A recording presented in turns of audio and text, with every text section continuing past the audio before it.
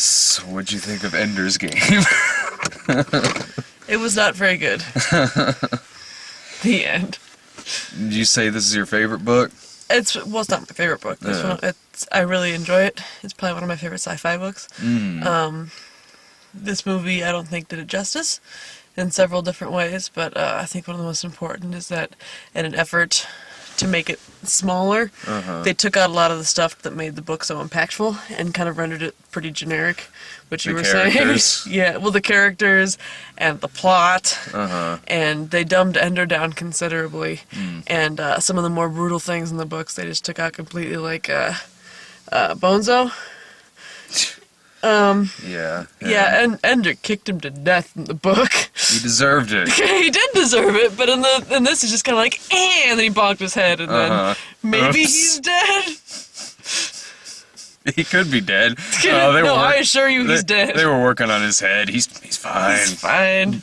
And then there was all like grabbing his body, like, no, Bonzo, who I hated and despised. This somehow affects me. I'm gonna threaten to leave home just because that shitbag died. This movie is just assholes in space. But I should ask what you think, because you've never read the book. I haven't read the book, but here's the thing: like, the movie itself, I thought was perfectly reasonably adequate. I thought it was one of the most mediocre things I've seen in a while. There's nothing about it that really I'm mad at. But I mean, I haven't read the book. So, I'm mad at so many things in this movie. But me having not read the book, just looking at it as a movie, there's nothing in it that necessarily like offended me or like made me mad. I wasn't really sitting there, like dreading the fact that I was there or anything like that. I kind of wanted to take a nap most of the time. There were parts where I was thinking, we could have just let them show us Fifth Estate. Oh, I'll get to that in a second. Yeah. Okay, yeah, that was, yeah. But I don't know, it was just in one ear and out the other. I mean, we had to stop by Walgreens to get some trash bags afterwards, which was maybe a mistake, because I've already forgotten most of this goddamn movie. It was a mixture of a bunch of different things that I kind of wish I was watching rather than this. Like, it's like, I don't know, Star Wars meets Starship Troopers with a little bit of Last Starfighter in there, and all three of those movies had much more personality and distinction than this one did. I don't think it's a terrible movie, it's just kind of there, but even watching it, even sitting there watching it, I was sort of like, I'll bet you any goddamn thing these characters are way more fucking interesting in the book. I will bet top fucking dollar. I also bet this thing they really wanted to get this thing under 2 hours, because this thing felt, in terms of its length, it felt fucking rushed to get this under 2 hours. Well, because, like, the thing is, I don't want to dominate the review with, like, it wasn't like the book like this, and it wasn't like the book like this, and it wasn't like the book like this, but there were a couple that I wanted to enumerate, because I think that deviating from the book did the movie a disservice. Because, like, for example, in the book, Ender joins battle school when he's like 6, and becomes a commander at 10. Whereas in this, he joins battle school at like, what you call that kid, like 13, and becomes a commander at 13 and a month. This whole movie takes place like in a week. So like the book is more about like children and how brutal and ruthless children can be and how intelligent and kind of like, as opposed to like, infantilizing while simultaneously, purifying them like some books and movies do. It portrays them more like they are, like cussing up a storm and beating the crap out of each other, But making them this old in the movie, it became less about children and more about teenagers on the verge of manhood. They gave him like a romantic subplot, which was creepy for me because I'm used to him being prepubescent. Nothing like that's in the book. No, Petra, they set up like a weird romance between him and Petra, who is In the book, he doesn't run into her for a couple of years, and when he does, they don't get along. Like she actually gets him sort of ostracized in his first army, in his first platoon, because she's being ostracized already for being a girl. Yeah. And she's all like, "Hey, buddy," and like swearing at him, and so everyone's like, "Oh, he's with Petra. He's not very cool," and so. Like, there's a part in the book where he thinks that she's out to get him, and eventually they make sort of unlikely friends, but they're not, like, making out behind a star. Mm-hmm. Yeah, like, on the one hand, it's like, yeah, that would have been an interesting way to go, because, goddamn, like, one day he's, like, a cadet, then give it 12 hours, he's gonna be admiral.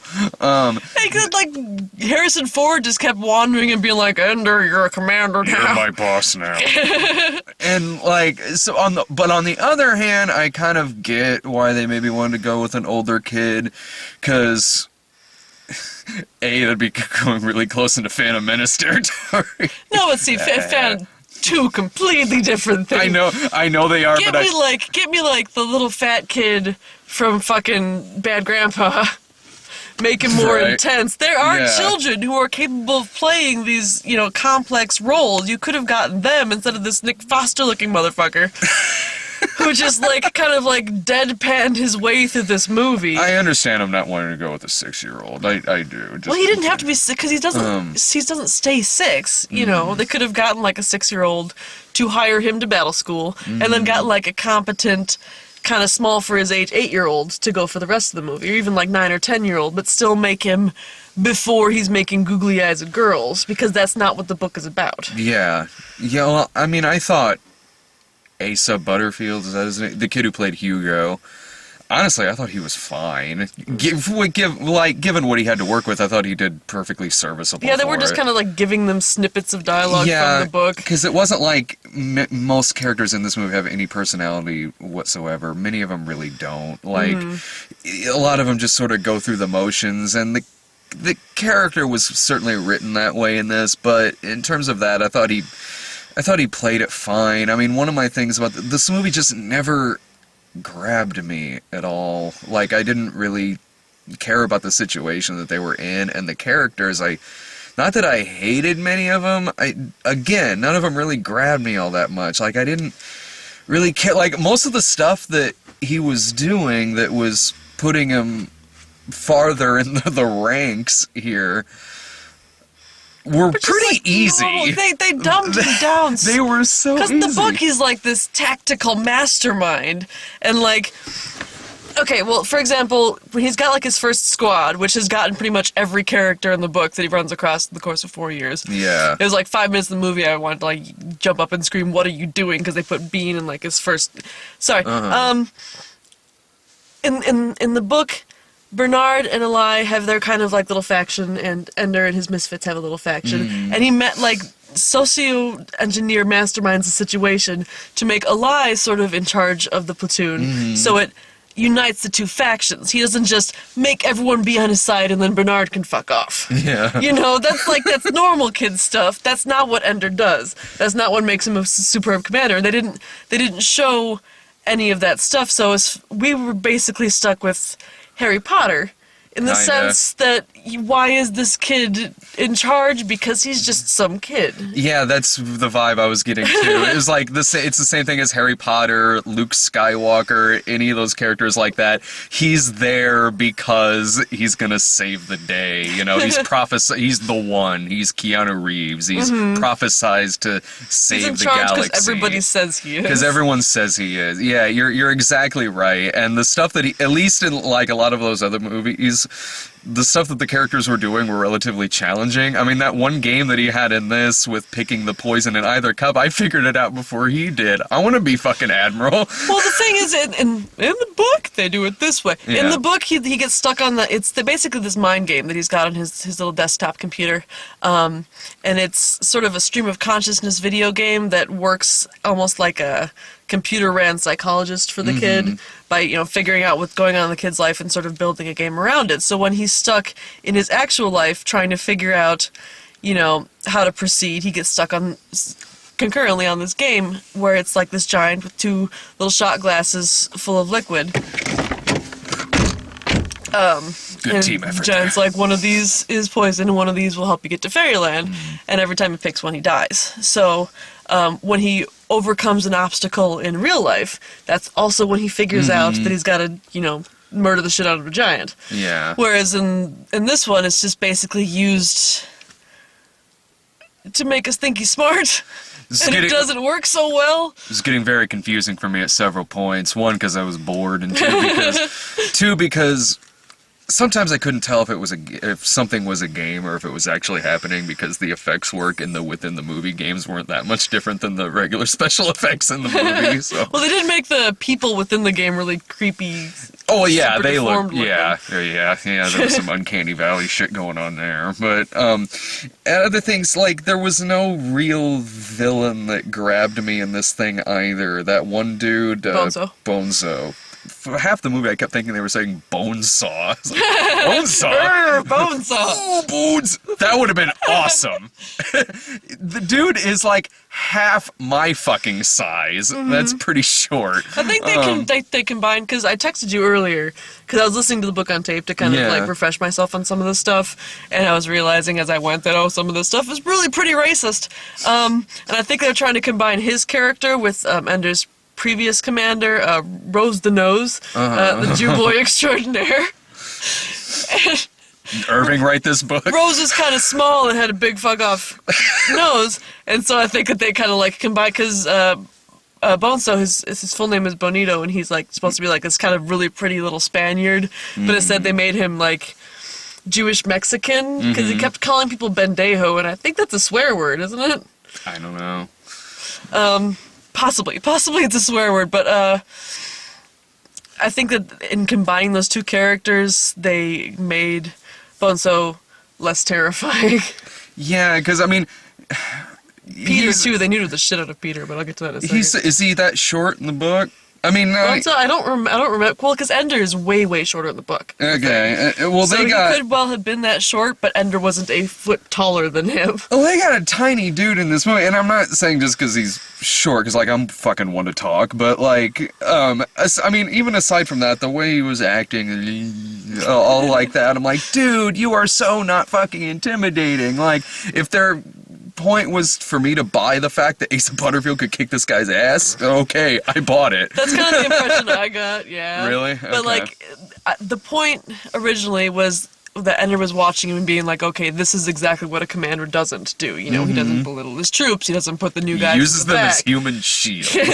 Like, we were saying in the car, I was that like, is something that they use for because I know that. I was telling you in the car, I was like, I know this move. That's from South Park. That's from the South Park just movie. tie them to the tanks. I see what he's doing here. This kid's a genius.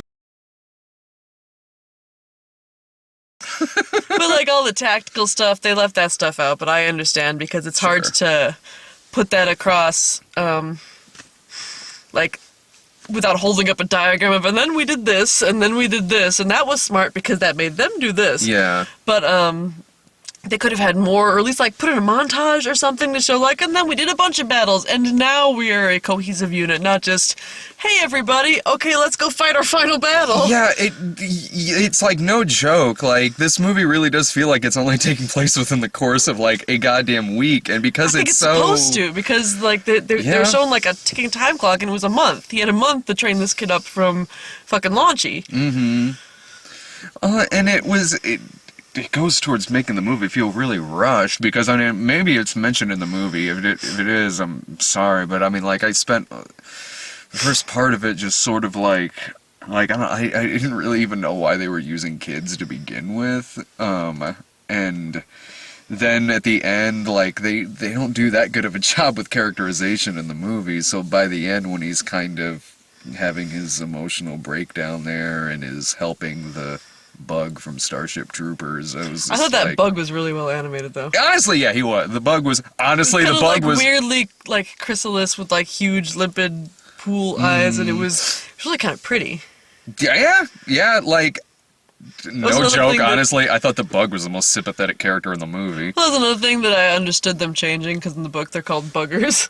It's meant to be sort of like a derogatory term, like calling something like Charlie from Vietnam, but considering And people are really surprised when this author turned out to have questionable beliefs. Jesus. So yeah, maybe change that part. In that sense, that would have probably made the shower scene a little bit less rapey. When Bonzo like jumps him in the shower, he'd like lock the doors, and Ender's just standing there in a towel with like a bar of soap. I didn't get a rape vibe. I got an intense rape vibe out You of did that. Are really? you kidding me? No, I'm off my fucking game tonight. Man. I did not pick up on that at all. I'm gonna have to go see this movie again. Looking back though, can you see the rape vibe? Now that you mention it, he is holding the soap very closely. Yeah, okay. Man, that so many. Maybe you fell asleep. You fell because usually you're the first one with the rape vibe. I really am.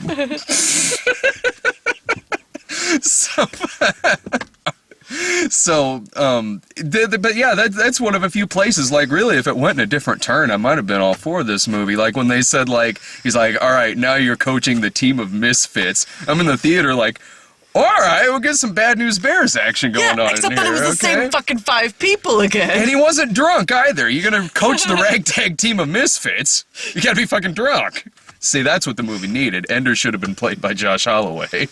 Yes. Taught them all how to beat boy. You were with me there till you thought about it. Yes. I want to come with you on this journey.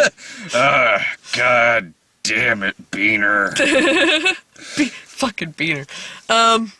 Did you hate the movie? I disliked it pretty strongly, but Right? Yeah. if you haven't read the book, it'll be just a kind of a nothing sort of movie. But if you like books, read the book, because it's fucking brutal. Like Peter, I was gonna touch on him. Because which one was he? He was the older brother. Oh, the brother. That you saw Okay. for like 5 seconds. That drove me like that. It's like that, in the book that's like this huge intense scene at the very could at the very tell. beginning when Ender gets his his monitor taken out, which basically means he's washed out of the program, and he goes home. And in the movie, the brother's just kind of like, "Hey, Ender, are you washed out? Put on this mask. I'm gonna throttle you. Okay, bye." Whereas in the book, it's this huge sort of psychological scene where Peter's like making fun of him, but also jealous because he had it in for longer. And then they wanted to play the game, and it makes more sense because Peter's not like 17 years old. He's like, it won't hurt. Fripp. and so they play Buggers and Astronauts, and Peter ends up like sitting on Ender's chest, won't let him take off the mask, and he's saying, I could just kill you like this, because I'm young enough. I could just say, I didn't realize how hard I was doing it. I didn't realize it would kill him, and you believe it because Peter's I a didn't know it sociopath. would kill you. Well, then Valentine comes and she's like, I'll tell. He's like, then I'll kill you too. And she's like, oh yeah, that'll make sense. I didn't know it would kill Ender, and I didn't know it would kill Valentine too. But then later in the book, Peter's like staking squirrels out in the woods by their little paws and like skinning them while they're still alive and leaving the corpses for Valentine to find because it's all part of his master plan. Why even put this in like an under 2-hour movie? Just make a mini series out of it. Make or a something. mini series and put it on You know? HBO so you can put the dark shit in. Yeah, exactly. Instead of trying to make, and instead of trying to force it under 2 hours, and dear God, like I said, not even having read the book, I could tell that shit was forced. That they were making this thing short. And instead of trying to turn it into another Potter-like franchise, I don't know, make it like you were saying, make it like all the stuff that's in the book. And I haven't read it, but just like watching just watching it, you were talking about Peter and what's the sister's name? Valentine. I almost said Clementine. I was like, that's not it. But even that, I could tell, like, okay, I guarantee I can tell that there's more of this shit in the book because they're not really showing us any of this shit happening. They're just kind of telling it to us as if I should already know this. And he's narrating this movie, constantly talking to his sister, who's in the movie, twice? Like, I have no emotional connection to this fucking sister character in the movie. I barely have one with Ender, who's in literally the whole movie.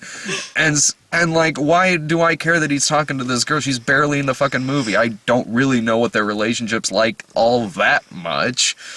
I don't know. Most of the book takes place in Ender's mind, is the thing, which is how you get the idea that he's so smart, and this movie, I don't think, put that across properly. I think he came across as, well, I mean, I think he's he came supposed to be, across, like, scarily smart. I think he, I think he came across as smart only because they were telling us he was smart. The actual stuff he was doing, kind of like I said earlier, I was really figuring a lot of this shit out before he was. But, I mean, I thought he did a fine job acting smart. I mean, was just kind of really blandly written was all. Really, like I said, I don't know if I really thought there was a bad performance in the movie.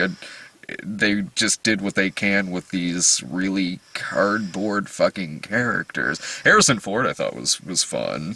He was fun. I thought that all of the lines between him and Viola Davis were needlessly cryptic because they were just kind of stealing piecemeal from different conversations that they had. They we must break him. Yes, we must, but we must not break him. Yeah. I feel conflicted about this thing that we are doing. Stop saying the things that you're feeling. Like, now that we're out here, galaxies away, now you're having a problem with this. Like, suddenly now you're having a moral issue with this whole thing that you've been working on for, I don't know, 2 weeks. But Harrison Ford was still Harrison Fording the shit out of it, which is always fun, which was certainly a breath of fresh air after that fucking Paranoia movie I saw a couple of months ago. Ben Kingsley was fine. I read online that his accent was supposed to be all sorts of terrible, but I thought it was fine. It was just kind of vaguely Australian. Yeah, I thought his accent sounded fine. It sounded more like his real accent than his voice in Iron Man 3 did. But even still, he's built up to be this ace pilot who took down the Queen ship back in the original battle, and then when it shows him, he's just kind of there, in and out a few times, really waxing poetic about training stuff that, hell, I saw done better in a Kill Bill movie. That's again a sequence that took several months in the book. I believe just, it. I 100% Hello, I'm believe Mazer it. Rackham. Here is your final test. Yeah, I 100% believe that, because you could fucking tell, because if what was on screen is 100% like the book, then that book is 60 fucking pages. How long is the book? That long? about like a... Is it The Stand or Carrie? Halfway between. Okay, the I audiobook gotcha. was So it's Christine. 11 hours and 45 minutes long. If that's okay. an indication. Yeah. Your average Terry Pratchett book is about 8.5 hours. Oh, well. So there you go. I got you. But, yeah, I just said...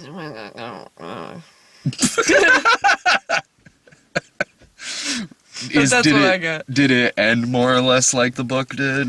Yes-ish. It's got the final test. In the book, Ender figures out way faster that it, we're getting into spoiler territories, but fucking it's a book. That it wasn't so much a test, so much as he just decimated the entire species. He wasn't just saying like, "What's up, you guys? Why's everyone putting on party hats and celebrating? The fuck did we just do? Why are we watching this again?" I can't believe we just did that thing we were sent here to do. But no, that did maybe not come across to you that they thought that they were doing their final test. No, I got it. A simulation, yeah. I totally got it, but just the way that I don't know, the build-up for that was just kind of lacking, because when suddenly he's upset about what he did, I was kind of just sitting there like, I don't know, aren't you supposed to be fighting those things? Well, yeah, but it wasn't so much that he was fighting them as they weren't attacking humanity like he had thought. They were just kind of chilling on their planet. Oh. So they took an attack force over to the planet and raised it. I got you. So they all dead, except for that egg you found. Yeah, well, I got it. I certainly got it, but it just speeds along so much information so quickly in this that... And also, again, with the fact I was bored. Honestly, yeah, I was just bored. So when he was kind of upset about that at the end, I was just... I mean, I got it. I get why he's upset. I do. It's just his character wasn't really written well enough for me to buy that he was suddenly upset by that. Believe me, yeah, I get why... Yeah, if I ran a genocide on a whole species of things, I'd be upset too. I just mean in terms of how his character was structured in the film. Well, they kind of put across that Ender has like these bouts of depression, but it was just kind of in passing, like, I don't want to do this anymore. I want to see my sister on this raft in the middle of the lake that we don't rightfully explain. Yeah, he's kind of just a smart ass in the movie, really. Yeah, it was assholes in space. That's what it was. And pretty much everyone was an asshole in this fucking movie. It's supposed to be like if Lord of the Flies had a baby with Miles Vorkosigan, like Alexander the Great. But this felt more like Half-Blood Prince, like the Half-Blood Prince movie, in that they tried to cram too much book into a little movie, and it felt like Montage the movie. There were a lot of montages in this movie. There weren't enough montages, I didn't think, and all the scenes were so short that it ended up feeling like an entire big old montage that left out crucial information. I was curious to know too if this movie was in 3D. There were scenes that felt like it should be, like with all the swirling. Yeah, with all the gravity shit and the floating vomit and stuff like that. The floating vomit was kind of unnecessary. Yeah, and it looked awful. He just threw up, I don't know, computer graphics out of his mouth. That's weird. Blah, blah, blah, blah, blah. Yeah, he just puked up one of Ender's games. A few times I was, not that I really cared that we didn't see, if it is in 3D, whatever. But there were a couple times where I was sort of surprised, is this movie in 3D and we just went to the 2D showing? Because there were two screens. There was another. It was kind of dark, but I mean it was in space, so. When is a movie being too dark stopped him from putting it in 3D? Point. Some of it seemed like it might be, if done well, might like the laser tag they were playing up in space, which looked fun. That looked fun. But I'm not boring the internet with this shit. I'll tell you more about the battle school in the book. Is it much longer than in the so movie? much better. Well, I don't know. That looked kind of fun. Laser tag up with floating. It's cool because you've got your gate on one side and gate on the other. And it's basically sort of like Capture the Flag, where you've got your team over here and your team over there, and the first person to get, it's supposed to be at least five people have to be alive by the end to open the gate and get through. One of the first ways that Ender shows himself to be so smart is that he figures out that since there's no gravity, it's not really so much parallel, but it can be any direction you want. So he ascertains that he figures out to orient himself so that the enemy's gate is down, which is why the tagline of the movie is "The enemy's gate is down." Oh. So he figures all sorts of interesting ways, like he'd fall towards the gate, put his knees up and freeze his own legs to act as sort of a shield, and then just shoot between like that. They sort of did that, foreshadowed that a little bit. Instead, they just showed him kind of jackknifing through space. Yeah, they even kind of foreshadowed that a little bit when he was talking about how Harrison Ford was moving through zero gravity. That part's in the book. Yeah, well, I believe it. It just in the movie it didn't really go anywhere. Would you have rather have watched The Fifth Estate? So much I would have. Okay, so we sat down in the movie theater, and it was basically the rest of the people in Springfield who've read this book and were excited about the movie, and then Brad. Who didn't go to the 8 p.m. screen.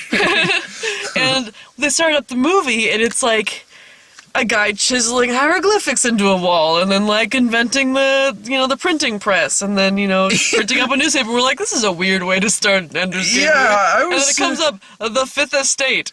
I'm like, oh no! I've heard nothing but terrible shit about this movie. So I ran out to the lobby and I told them, you're showing the wrong movie, dude. Well, I turned around to the guy behind us. I was like, is this supposed to be Ender's Game? The guy's like, yes. Well, the thing is, we came back in, and I don't think that guy realized that Fifth Estate was a movie, because he was still like, what the fuck? What is this exactly? What is this shit?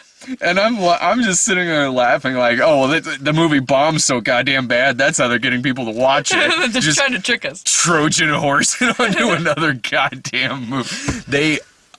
One of the greatest Ender's stories. Game presents The Fifth Estate. Yeah, one of the greatest things I ever heard about that happening. But in this particular case, it was intentional. It was when The Matrix was in theaters, and a bunch of people showed up to go see The Matrix. And I wasn't there when this happened, but someone came out and said, actually, we're not going to show you The Matrix tonight. We've got a preview screening couple months in advance of a new movie that's coming out. It's Wild Wild West. So the audience is, hey, it's right, man, it's Wild Wild West. They're Wicked Wicked Wild Wild West. All is loveless. I would have been. Dr. All is Loveless. I do declare. Well, I do declare, Jim Meet me in West. the foyer. So this audience in the previous screening of Wild Wild West, they're there for the Matrix. The movie ends. Boo! Oh, how do you boo Wild Wild West? That is a classic. It's an unsung classic. The Kenneth Branagh scenes are unsung classics. Like shooting bullets into chainmail feds, bulletproof vests. I don't know so much about that, or the Wicked No, Wicked he's theme like song. when he's got like the lady costume with like the Shit. machine gun boobs on it or whatever. Well, I'll give it this: the machine gun boobs were better in that than they were in Machete Kills. You know what? Now I kind of want to watch Wild Wild Yeah, West. we should go watch Wild Wild West. Yeah, fuck.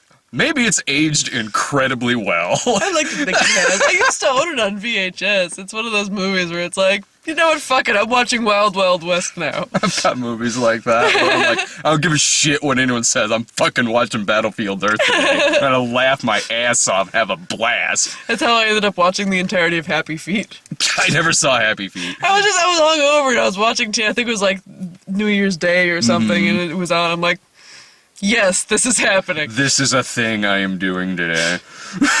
The Penguin's feet were so happy, you guys. I would rather watch these movies we just mentioned than Ender's Game again, and honestly, Ender's Game is not worse than Battlefield Earth. Dear God, no, it's not worse. It's not as entertaining as But Battlefield that's Earth. the thing. Battlefield Earth's more entertaining than this movie is. I could have a great fucking time watching that piece of shit rather than just sitting there bored at this really dreadfully mediocre goddamn movie. Excuse me. I can totally I mentioned this in the car earlier too. I can honestly totally see why this thing is sitting at like a 50, 60 on Rotten Tomatoes because like for me there's not really anything. It's just a nothing sort of movie. Yeah, And exactly. it's only gonna bug you if you know what it's missing. Yeah, I can see that. Given what you just said, and also just from sitting there and kind of picking up what I was probably missing. Well, that's the thing is anymore they don't think, because like the young adult books that have been coming out have so much more that they think that kids can handle than the movies that they give to these children. Because like that's one of the things that bugged me about Hunger Games is that ended up being really generic because all the impactful, brutal, packed with emotion sort of things, like having the dogs be the children. Oh, yeah. They just took out because, That's too scary. it's too scary. But you know what? It's in the book. Go fucking watch that Little Red Riding Hood and the Monsters movie I just Dude, watched that and talk about. still you sent me gave me nightmares. It's amazing. Holy shit. But yeah, like, but at least, you know what? Hunger Games, though, at least as a movie, I still thought it had some pretty good satire in it in terms of reality television. I still thought it's a movie where I liked the first half of it a lot better than I liked the second half, but I thought it was still made me nauseous. yeah. I thought that was a movie that had much more to say than this thing did. Like, it's not like I think Hunger Games is a great movie, but it's better than this. Yeah, It's at least it is. It's at I'm least just saying, memorable. like, in terms of taking out the stuff that might give children nightmares. Fuck that. Give them fucking nightmares. Give them nightmares. It builds character. I was 4 years old and watched Temple of Doom on a continuous loop all summer long. And look how like it turned out. I turned out great. It's my favorite Indiana Jones movie. I used to hide at the part where the heart got ripped out. Like, I'm gonna take this moment to use the restrooms. It and Gremlins are the reason they invented PG-13. Yes? Temple of Doom, yeah. That and the first one to actually be rated PG-13 was Red Dawn. Like, Red Dawn was shot for an R, but PG-13 was like the new thing at the time, so they slapped it with that. But after seeing Temple of Doom, I think for the 50th time in the span of June of last summer when it came out, I'm like, I'm ready to watch the heart get taken out now. I had a copy of Princess Bride growing up that my mom had recorded static over the scene where Wesley's getting tortured. Really? Yeah. My folks never did that to me. They never did. In their defense, I'm pretty sure that I did watch it one time and did not take it so well. With I was me, kind of sensitive as a child. like when I was like 4, there was certain things that like I'd be like, I'm gonna take a leak now, something like that. But my parents, like, I was always aware of what I like kind of didn't really want to see when I was like 4 years old or something. So I'd just be kind of like, I'm gonna go pet the cat now. I'll be back in 2 minutes. Like that was it. Like my parents didn't really just let me watch what I want. So by the time I was 8 years old, I was watching Freddy Krueger and shit. Yeah, I was fine with books, but like my mom likes to tell a story about how there was a bit on Sesame Street that made me run screaming from the room. Which one? It was they did it to the tune of "You've Really Got a Hold of on Me." Where it was like a guy singing, and this giant anthropomorphic you with like googly eyes, and the you like came over and like was like chasing him, and, like kept like grabbing him. He's like, no. I like that. That's great. It was terrifying. Wasn't that episode of Friends where like Phoebe's mom cut out like the sad parts of movies? So Oh for the God, yeah. longest, So she thought that Old Yeller lived. yeah, she thought Old Yeller lived at the end. That's not what happened.